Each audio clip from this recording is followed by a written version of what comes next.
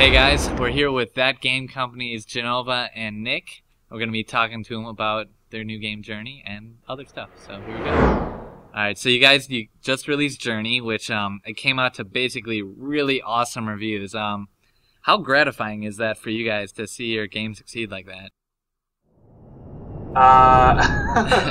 It's hard to describe with words. It definitely surpassed our expectations. I mean, we were pretty excited about it, but the fan mail we've been getting is really, really, really positive. What's the secret? I mean, why do your games resonate so well with reviewers and gamers, do you think?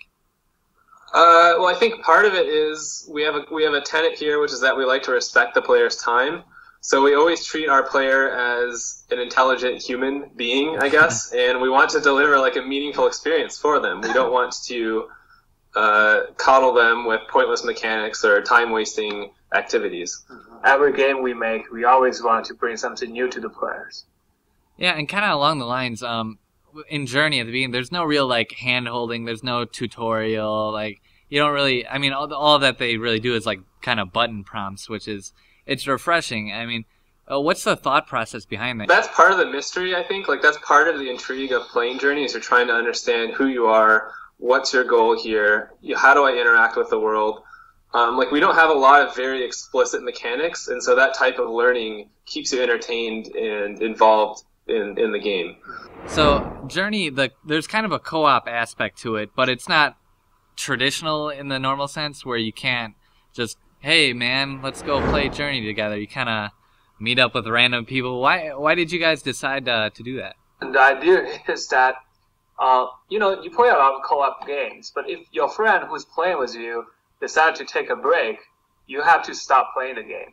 And the next time you talk to your friend, hey, can we go back to play that game? It's a social pressure. And, it just interrupts the game. So we wanted to have a game where you don't feel bad about leaving the game.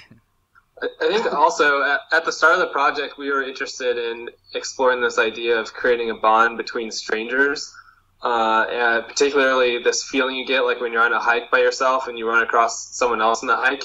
You don't really need to say anything to them, but you feel kind of a bond in this shared experience, like you're both at this really beautiful remote location, just enjoying nature. And you kind of have this wordless communication with this other person. And so we wanted to try to capture that feeling in a game. Right. So, Jenova, you're kind of known as an innovator in the gaming industry. You have any idea what the next innovation is going to be? Is there anything you can tell me?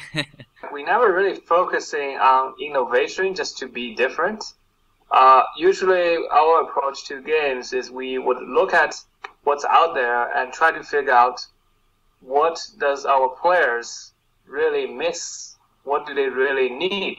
Maybe they are not able to vocalize it, but we look at all the online console games that they are mostly about killing each other or killing something together. And people are having very negative feeling towards our internet players, just random internet players. And we just thought, man, if we can deliver a game that changes that impression, make you actually have a positive connection and trust with each other, that would be something people really need today. Now, Nick, reading through your bio, they kind of talk about how you played thousands of hours into Diablo and into Quake. How has that influenced the way that you make games? So I think for me, I really like games that don't have that tutorial, that don't give you explicit goals where you're kind of just foraging for yourself. And I think I get a certain element of that from Diablo and Quake and whatnot, where there's not really a linear progression to your understanding of the game. You're kind of just immersed, I guess.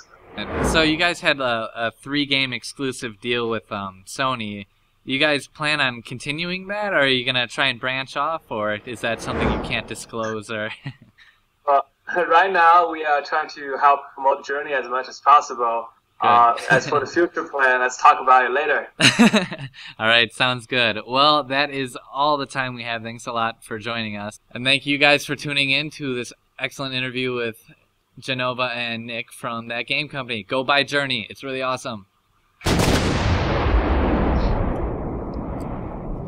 Getting a call. Wow, even got the Journey mug. I like it.